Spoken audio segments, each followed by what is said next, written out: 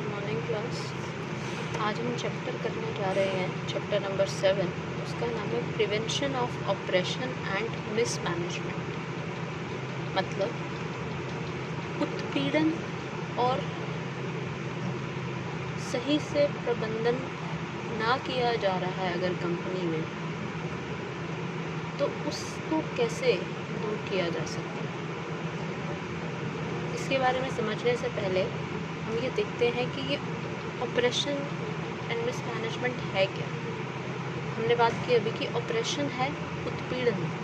उत्पीड़न मतलब कि अगर किसी के पास पावर ज़्यादा है तो वो दूसरे का शोषण करता है, उत्पीड़न करता है, उसके राइट्स का हनन करता है।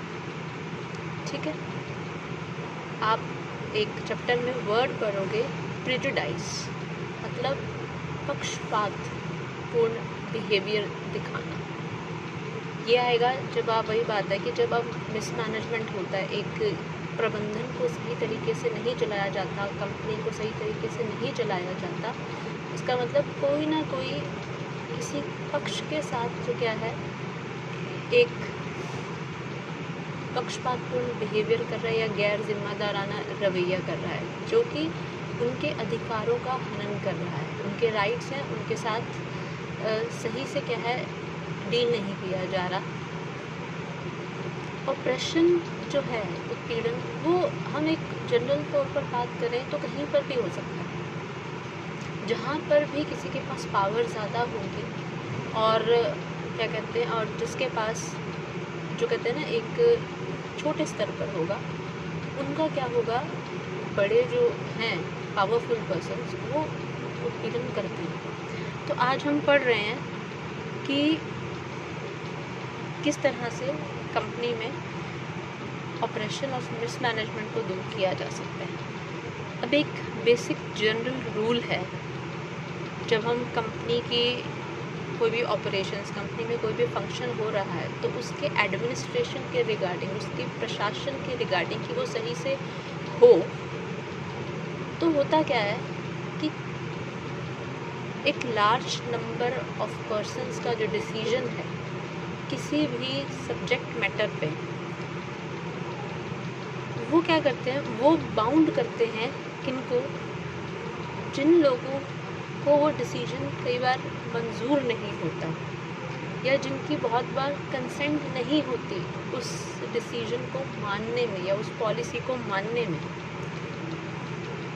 तो उस मेजॉरिटी ऑफ डिसीजन होल्डर्स द्वारा माइनॉरिटी को बाउंड किया जाता है कि वो डिसीजन माने, मजबूर किया जाता है।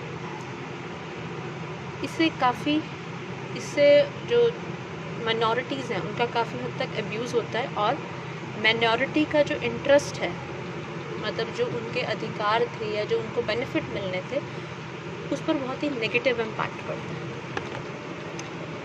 और ऑब्वियस सी बात है कि अगर सभी जो इन्वॉल्व हैं मेंबर्स एक कंपनी में, अगर सबका हित में काम नहीं किया जा रहा, फंक्शंस ऑपरेट नहीं हो रहे, तो नेगेटिव इम्पैक्ट पड़ रहा है, तो ज़रूरत है कि कोई ना कोई क्या है रेमेडियल एक्शंस लिए जाएं। अब कंपनी एक्ट 1956 ने प्रोविज़न बनाया है मेजॉरिटी, MAJ's मेजॉरिटी की सुपीरियरिटी को, एक सेकेंड, हाँ जी। अब कंपनीज एक्ट 1956 ने कुछ प्रोविजंस बनाए हैं कि उत्पीड़न ना हो माइनॉरिटीज़ का, और अगर जिनका डिसीजन जो होल्डर्स हैं, मेजॉरिटी जो हैं, उनकी सुपीरियरिटी भी क्या है प्रोटेक्टेड रहे। तो जो माइनॉरिटी है, जिसको एक तरह से क्या है कि अब्यूज़ किया गया, या जो भी अग्रीव्ड पार्टी है, जो माइनॉरिटी है, वो क्या है, नेशनल कंपनी लॉ ट्रिब्यूनल या सेंट्रल गवर्नमेंट को अप्लाई कर सकता है अगर कोई दबाव बनाया गया है या उसके ऊपर कंपनी द्वारा, कंपनी के कुछ मेजॉरिटी होल्डर्स द्वारा, या कोई उन्हें लगता है कि कंपनी में कुछ मिसमैनेजमेंट हो रहा है, सही तरीके से काम नहीं चल रहा है कंपनी में, तो वो लॉ ट्रिब्यूनल को या सेंट्रल गवर्नमेंट को माइनॉरिटी मेंबर्स जो हैं वो क्या हैं अप्लाई कर सकते हैं। अब बात आती है ऑपरेशन क्या है। जब किसी मेंबर के राइट्स का हनन हो यानी वायलेशन हो, जो उसके इंटरेस्ट में चीज़ें हैं, जो उसके अधिकार हैं जिनका यूज़ करके वो अपने आप को रिप्रेजेंट कर सकता है या अपना बेनिफिट ले सकता है, जो उसके अधिकार हैं उनको अगर वायलेट किया जाता है, that is operation.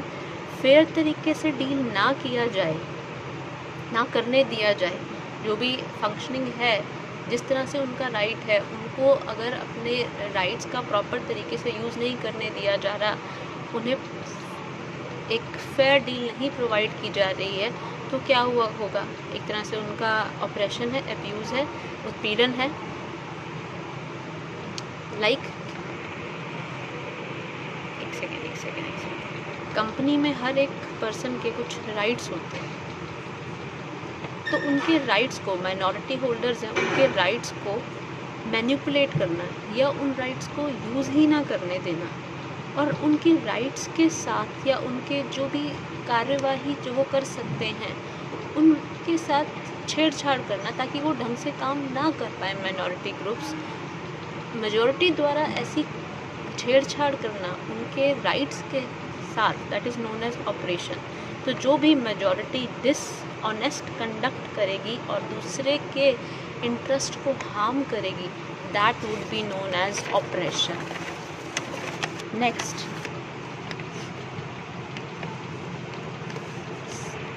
Basically majorities क्यों करते हैं? ऑब्वियस सी बात है कि जहाँ पर उनका पर्सनल इंटरेस्ट होता है, अपने हाथ में कंट्रोल रखना चाहते हैं, वो नहीं चाहते कि कुछ भी डिसीजन मेकिंग पावर या कोई भी बेनिफिट जो हो वो माइनॉरिटी को हो। ऑब्वियस सी बात है, अगर मान लो एक पर्सन, एक बड़ा क्लास ऑफ पर्सन है, उनके पास मेजॉरिटी स्टेक होल्डिंग है कंपनी की, तो उनको पता है कि हम अपने फेवर में ही क्या है, कुछ रूल्स वगैरह बनवाएं, अपने फेवर में ही काम हो, कंपनी जो है फेवर में, हमारे फेवर में ही डिसीजन ले, और जो फंक्शनिंग हो वो हमारे अकॉर्डिंग हो, वो कंट्रोल पूरा चाहते हैं। तो जिनके पास कम होल्डिंग है वो उसको एक तरह से नेगलेक्ट, एक रेलीगेट कर देते हैं, तो उनका पर्सनल इंटरेस्ट होता है। अब देखो कौन सी कंडीशंस हैं जब ऑपरेशन होगा। देखो, जब मेजॉरिटी होल्डर्स जानबूझकर बोर्ड ऑफ डायरेक्टर के डिसीजंस की अवहेलना करें, उन डिसीजन को ना माने, जिससे क्या हो, कंपनी के लिए काम करना क्या है, मुश्किल हो जाए। वो मेजर हायरार्की ने अगर कोई डिसीजन लिया और मेजॉरिटी, क्योंकि उनके पास as per rule, as per legal terms उनके पास कंट्रोलिंग पावर है, तो वो जान कर डेलिब्रेटली अपने पर्सनल इंटरेस्ट के लिए वो बोर्ड की भी बात को नहीं मानते हैं, उस केस में क्या होगा, ऑपरेशन होगा। क्योंकि माइनॉरिटी का हित जो है, कंपनी जो डिसीजन लेगी सबको ध्यान में रख कर लेगी, लेकिन वो सिर्फ अपना हित देख रहे हैं, तो वो डिसीजन को नहीं मान रहे हैं, तो एक तरह से दूसरों के साथ तो एक पार्शियल बिहेवियर हो गया ना, तो दैट इज़ वहाँ क्या होगा, ऑपरेशन होगा। रिस्की और नई चीज़ें माइनॉरिटी पर फोर्स की जाएं, despite of that they are not ready. Minority के ऊपर अगर कोई ऐसा डिसीजन या कोई भी ऐसी फंक्शनिंग को करने के लिए मजबूर किया जाए जिसके लिए वो सहमत नहीं है, लेकिन फिर भी बोला जाए कि नहीं, आपको ये चीज़ माननी ही पड़ेगी, आपको ये फंक्शनिंग करनी ही पड़ेगी, आपको यहाँ कंसेंट देनी ही पड़ेगी, ठीक है। अगर नहीं भी देंगे तब भी उन्हें कंट्रोल करेंगे, तो वो क्या है, मतलब बाय हुक और बाय क्रुक वो उससे मनवाएंगे। इस केस में भी क्या है कि नई चीज़ें अगर वो इंड्यूस करते हैं, थोपते हैं एक तरह से उनके ऊपर, तो वो उनका उत्पीड़न ही है। वोट का राइट यूज़ करने दिया जाए for electing directors and receive dividend, sorry यहाँ आएगा, वोट्स का राइट ना यूज़ करने दिया जाए। ऑब्वियसली पता, यूज़ करने दिया जाए तो उनकी बात तो मान ली गई कि अगर उनको वोटिंग राइट्स यूज़ ना करने दिया जाए, वो अपना डिविडेंड जो है वो नहीं मांग सकते, और वो डायरेक्टर्स को इलेक्ट नहीं कर सकते जिसे वो चाहते हैं। अगर उन राइट्स को यूज़ ना करने दिया जाए, डिप्राइव रखा जाए माइनॉरिटी होल्डर्स को अपने वोटिंग राइट को यूज़ करने से, तो भी क्या एक तरह से उनका उत्पीड़न है। Without any reason, regularly, with ulterior motive. Ulterior motive का मतलब क्या होता है? कोई गुप्त उनका उद्देश्य है, तो बिना किसी कारण के उनका कोई एक छुपा हुआ कोई ना कोई इंटरनल मोटिव होता है, बाहर तो प्रदर्शित नहीं करेंगे, तो बिना किसी कारण के अगर वो क्या है शेयर ट्रांसफ़र या ट्रांसमिशन के रिगार्डिंग रिफ्यूज़ल दे दें अपना, तो भी वो एक तरह से क्या है आपका ऑपरेशन है। ताकि in order to give any hold, मतलब अगर वो रिफ्यूज़ल क्यों देते हैं कि हम अपना हाथ में जो भी होल्डिंग है उसको ट्रांसफ़र या ट्रांसमिशन किसी और को नहीं करेंगे, क्योंकि अगर अपने होल्डिंग को किसी और को ट्रांसफ़र करते हैं तो कहीं ना कहीं अपने हाथ से वोटिंग पावर अपने हाथ से कंट्रोलिंग जा रही है, तो वो किसी और को कंट्रोलिंग क्यों देंगे? तो वो भी क्या है रिफ्यूज़ कर देना कि अगर उन्हें बोला जाता है रिगार्डिंग ट्रांसमिशन और ट्रांसफ़र, वो मना कर देते हैं, तो वो ऑपरेशन है। डायरेक्टर्स को जब वो कुछ कर सकते हैं for defending interest of company, still they don't do anything. अब मान लीजिए क्योंकि कंट्रोलिंग स्टेक होल्डर्स के हाथ में है और जो भी बोर्ड में है, अगर मेजॉरिटी ऑफ स्टेक होल्डर्स की बात को मानते हैं और कंपनी के इंटरेस्ट में वो डिसीजन ले सकते हैं, लेकिन फिर भी वो कुछ नहीं करते हैं, तो वो उस टॉप हायरार्की द्वारा भी नीचे जो कमतर लोग हैं, माइनॉरिटी हैं, उनके साथ किया गया उत्पीड़न है। ऑपरेशन ये भी है कि डायरेक्टर इस तरह से शेयर्स अलॉट करें कि मेजॉरिटी स्टेक रिड्यूस हो जाए टू माइनॉरिटी। अब कई बार क्या होता है कि अगर मान लीजिए डायरेक्टर्स जो हैं वो अलॉट करते हैं शेयर्स को इस तरह से कि स्टेक होल्डिंग में ही चेंज हो जाए, ठीक है, तो वो भी ऑपरेशन। अब ध्यान रखना आगे पढ़ोगे कि जो ऑपरेशन है उत्पीड़न है, वो ज़रूरी नहीं कि माइनॉरिटी के साथ होता है, मेजॉरिटी के साथ भी बहुत केसेस में उत्पीड़न होता है। ये आपकी एक और बुक में कुछ सर्कमस्टांसेस दे रखे हैं जब ऑपरेशन हुआ, यानी कि उत्पीड़न माना जाएगा कि कंपनी के अंदर हुआ है। लैक ऑफ प्रॉपर्टी मतलब स्ट्रॉन्ग प्रिंसिपल जो हैं कंपनी में, उनकी कमी है। प्रिंसिपल्स अगर नहीं, किसी सिद्धांत के बेसिस पर काम नहीं कर रहे हैं, तो क्या होगा? ऑब्वियस सी बात है, दूसरों का हित नहीं देखा जा रहा, तो एक तरह से क्या है उत्पीड़न ही हो रहा है। अनफेयर कंडक्ट, कुछ ऐसी प्रैक्टिसेस जो सही नहीं है, फेयर नहीं है, तब भी ऑपरेशन माना जाएगा। Prejudice to the member in exercise of legal and proprietary rights, share holders के साथ जिनका ये कहते हैं कि अगर प्रेजुडाइज मतलब पक्षपात, कि अगर जो भी शेयर होल्डर्स हैं उनके कुछ लीगल राइट्स हैं, तो उन राइट्स को यूज़ करने और एक्सरसाइज करने में अगर कोई पक्षपातपूर्ण बिहेवियर किया जाता है, that is also known as operation. Next is denial to share holder of his right to vote and receive dividend. मैंने पहले ही बात की थी कि डिविडेंड लेने के अधिकार और अगर कोई डायरेक्टर को इलेक्ट करना है उसके अधिकार के रिगार्डिंग अगर शेयर होल्डर्स के पास ये राइट है कि वो वोट कर सकता है, तो उस केस में भी उसे वोट करने का अधिकार नहीं दिया जाता है, तो भी क्या होगा, एक तरह से वो ऑपरेशन ही है। अब एक डायरेक्टर को अपॉइंट कर लेना इन एक्स्ट्रा ऑर्डिनरी जनरल मीटिंग में, और जिसके बारे में माइनॉरिटी को कोई नोटिस ही नहीं दिया गया। हमने पहले ही बोला था कि अगर कोई मीटिंग होती है किसी भी रेजोल्यूशन पास करने के रिगार्डिंग, तो नोटिस देना ज़रूरी है। ये लीगल प्रोविज़न था, आर्टिकल्स का प्रोविज़न था, लेकिन उत्पीड़न कब होगा? जब आप माइनॉरिटी होल्डर्स को नोटिस देते ही नहीं हैं और बिना उनको नोटिस दिए मीटिंग कंडक्ट करा के अपॉइंटमेंट हो जाती है उस डायरेक्टर की, तो उस केस में भी क्या किया जाएगा, वो उत्पीड़न माना जाएगा।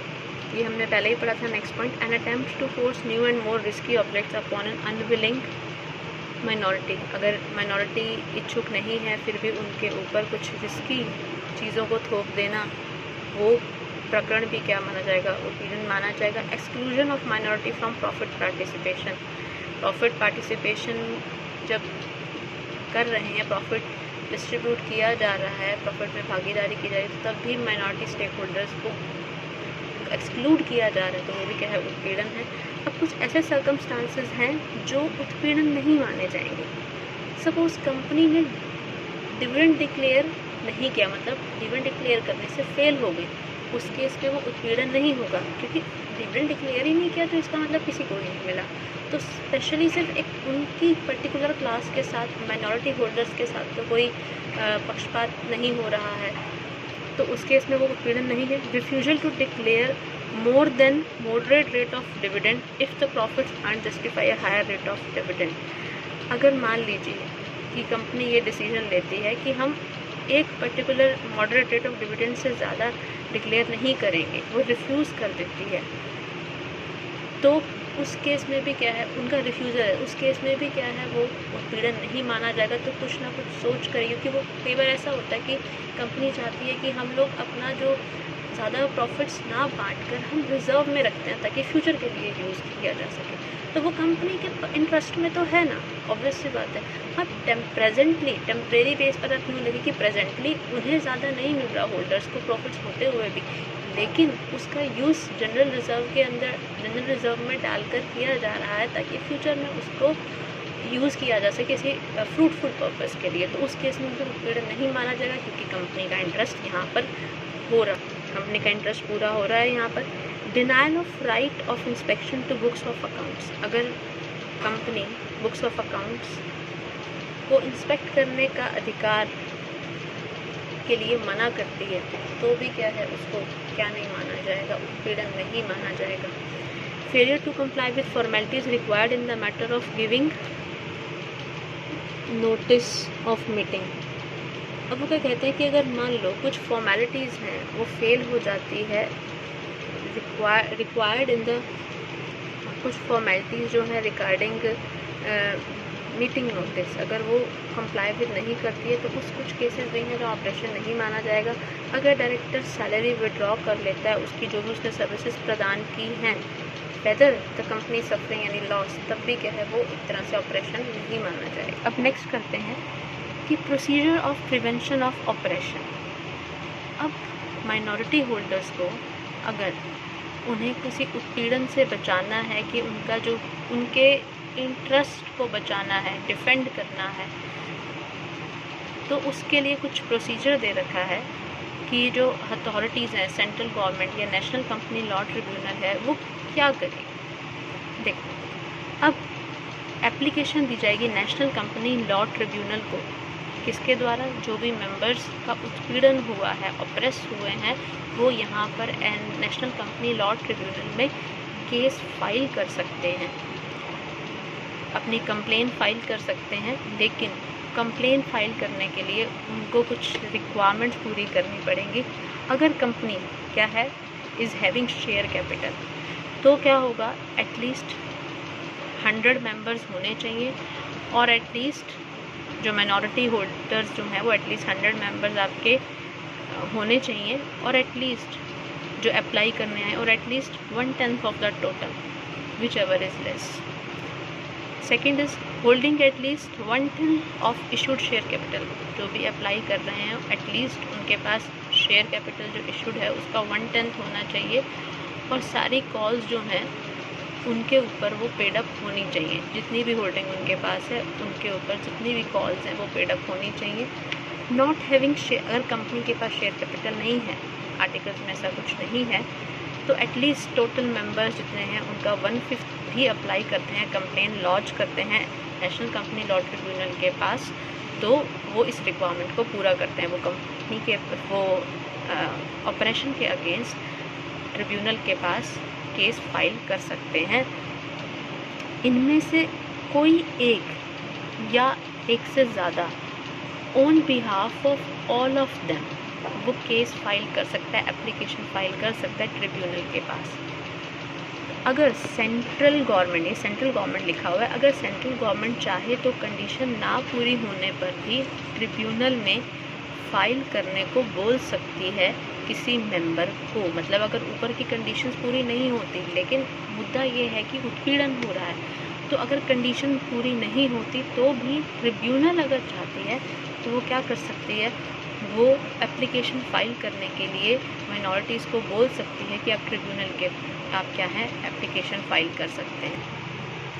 हाँ जी, अगर वो क्या कर सकती हैं, नेशनल कंपनी लॉ ट्रिब्यूनल है, वो ऑर्डर्स दे सकती है अगर ट्रिब्यूनल सेटिस्फाइड है कि जो भी माइनॉरिटीज़ द्वारा या जो भी ऑप्रेस्ड पार्टी है, अग्रीव्ड पार्टी है, उत्पीड़ित पक्ष है, उसके द्वारा लगाए गए जो चार्जेस हैं अगेंस्ट मेजॉरिटी या अगेंस्ट कंपनी लगाए गए चार्जेस अगर सही हैं, तो इस सिचुएशन में वाइंडिंग अप का डिसीजन वैसे तो लिया जा सकता है, बट वो बहुत सीवियर सिचुएशन है, तो कहीं ना पहले क्या किया जाता है कि उस वाइंडिंग अप के सिचुएशन को अवॉइड किया जाता है। क्योंकि अगर वाइंड अप करते हैं तो वो बहुत ज़्यादा ही एक प्रेजुडिशियल हो जाएगा, तो सिर्फ एक अल्टरनेट लाया जाता है, एक ऑर्डर पास किया जाता है। वो एक ऑर्डर पास करेंगे जो उन्हें लगता है कि इस कंप्लेंट को प्रॉपरली सॉल्व करेगा और जो कंप्लेन है वो अपने आप ही ख़त्म हो जाएगी और जो भी पार्टी है वो सेटिस्फाई हो जाएंगी। प्रोविज़न के अकॉर्डिंग वो क्या कहते हैं कि ऐसी सिचुएशन से उबारने के लिए, मतलब जहाँ पर वाइंडिंग अप फोर्सफुल किया जाए, लेकिन ज़रूरत है कि यहाँ पर ज़रूरत क्या है कि वाइंडिंग अप से ज़्यादा ज़रूरत है कि माइनॉरिटी को रिलीफ मिले और कंपनी को भी रिलीफ मिले, उनके इंटरेस्ट को क्या है पूरा किया जाए। तो उनके betterment of company and minority holders interest कुछ ऑर्डर पास किए जाते हैं रादर देन एक फोर्सफुल वाइंडिंग अप का डिसीजन लेना। वरना प्रोविज़न बोलता है कि वाइंड अप करो, लेकिन जो ऑर्डर दिए जा रहे हैं वो रिलीफ के तौर पर दिए जा रहे हैं माइनॉरिटीज़ के लिए और कंपनी इंटरेस्ट के लिए। और जो ट्रिब्यूनल है वो रिलीफ भी तभी देगा, मतलब वाइंडिंग अप के अलावा जो अल्टरनेटिव लेके आ रहा है ऑर्डर पास करना, दोनों के रिलीफ के लिए, कंपनी और माइनॉरिटी होल्डर्स के रिलीफ के लिए वो ऑर्डर भी तभी देगा जब उसको लगेगा कि रियलिटी में कंपनी का जो फंक्शनिंग थी वो पक्षपात पूर्ण रही या मेंबर्स जो थे उनका उत्पीड़न हुआ। तो ये भी कंडीशंस क्या है कि ट्रिब्यूनल देखेगा तभी वो रिलीफ देगा। वाइंडिंग अप करता है अगर, तो वो क्या होगा, वो पार्शियल होगा एप्लीकेंट्स के लिए और कोई फ़ायदा नहीं होगा उन्हें, क्योंकि फिर वो सबके बारे में देखना पड़ेगा। वाइंडिंग होगा तो सब बिकेगा, जिनको जितना मिलना है वो मिलेगा। तो बेटर तरीका है कि अब सिचुएशन को कंट्रोल कर लो कि आगे से ऐसा कुछ भी अब्यूज़िव बिहेवियर वो ना हो और जो भी हुआ है उसको एक लेवल के ऊपर सॉर्ट आउट कर लिया जा सके और आगे की जो आदत है मेजॉरिटी होल्डर्स की ऑपरेशन की, उसको ऊपर कुछ लगाम लगाई जा सके। तो इस केस में वो वाइंडिंग अप का फोर्सफुल ऑर्डर नहीं दे रहा ट्रिब्यूनल, चाहे तो बिल्कुल दे सकता है, वो प्रोविज़न है, लेकिन ज़रूरत क्या है कि उन्हें रिलीफ प्रोवाइड करने की, उनके कहते हैं इंटरेस्ट को हील करने की, जो भी उनके साथ उत्पीड़न हुआ है उसके लिए कोई सोल्यूशन फाइंड आउट करने की ज़रूरत है। तो वो ये करता है ट्रिब्यूनल। हाँ जी, अब ट्रिब्यूनल को थर्ड पॉइंट देखो, ट्रिब्यूनल द्वारा सेंट्रल गवर्नमेंट को इन्फॉर्म किया जाएगा as per section 400। Central government को नोटिस देना होगा ट्रिब्यूनल द्वारा हर एप्लीकेशन का, जो भी माइनॉरिटी होल्डर्स द्वारा जिनका ऑपरेशन हुआ है, ट्रिब्यूनल के पास एप्लीकेशन आई है, वो सेंट्रल गवर्नमेंट को ट्रिब्यूनल एप्लीकेशन देगा under section 397 and 98। Central government final order pass करने से पहले जो भी प्रोसीडिंग्स हुई हैं, कार्रवाई हुई है, उसके अंदर सारी जो रिप्रेजेंटेशन है पक्षों की वो सुनेगी, क्योंकि फाइनल ऑर्डर तो सेंट्रल गवर्नमेंट पास करेगी। देखो हमने बात की थी कि मेजॉरिटी होल्डर्स भी हैं, उनको भी अधिकार है कि उनको रिलीफ दिया जाए एज़ पर सेक्शन 397 एंड 398। तो मेजॉरिटी भी रिलीफ के लिए अप्लाई कर सकती है ट्रिब्यूनल के पास अगर माइनॉरिटी ग्रुप के कुछ एक्ट्स रॉन्गफुल रहे हैं। तो यहाँ मेजॉरिटी आर्टिफिशियल माइनॉरिटी बन जाएगा प्रोटेक्शन क्लेम करने के लिए। ऑब्वियस सी बात है कि मेजॉरिटी होल्डर्स जो हैं उनके भी अधिकारों का हनन हो सकता है। ऑब्वियस सी बात है, कई बार क्या होता है कि जो माइनॉरिटी है वो एक ऐसा कंडक्ट करती है जो कि सही नहीं है कंपनी के लिए, और वो करना ही गलत है। उस केस में फंक्शनिंग रुकती है, और वो डिसीजन लेना और माइनॉरिटीज़ के लिए मानना बहुत ज़रूरी था। वो फ्यूचर में उनके हित के लिए ही था, लेकिन माइनॉरिटीज़ को लगता है नहीं, मेजॉरिटी होल्डर जो है वो अपना बेनिफिट देख रहे हैं, हमारा इससे कोई हित नहीं है। तो उस केस में माइनॉरिटी ऐसा कंडक्ट करती है जिससे कंपनी की फंक्शनिंग हिंडर करती है। तो उसमें क्या है, मेजॉरिटी होल्डर्स का कहीं ना कहीं उत्पीड़न हो रहा है बाय माइनॉरिटी। तो मेजॉरिटी होल्डर्स के पास भी राइट है कि वो अपनी सुनवाई के लिए बोल सकते हैं ट्रिब्यूनल को अगेंस्ट माइनॉरिटी। हाँ जी, यहाँ पर जो भी ट्रिब्यूनल के पास अप्लाई किया जाएगा ऑपरेशन के रिगार्डिंग कोई भी केस तो नहीं कहेंगे, कोई भी कंप्लेंट जब फाइल की जाएगी, तो यहाँ एक मेंबर दूसरे मेंबर के अगेंस्ट कंप्लेन कर सकता है, लेकिन in capacity of a member only. वो किसी और पोजीशन के ऊपर रहते हुए कंप्लेन फाइल नहीं कर सकता किसी और होल्डर के अगेंस्ट, अगर उसका उत्पीड़न हुआ है तो।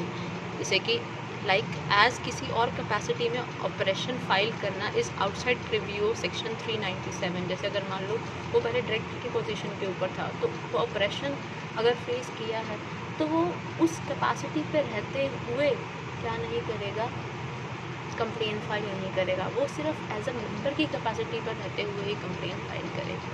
क्लियर? आज के लिए इतना ही।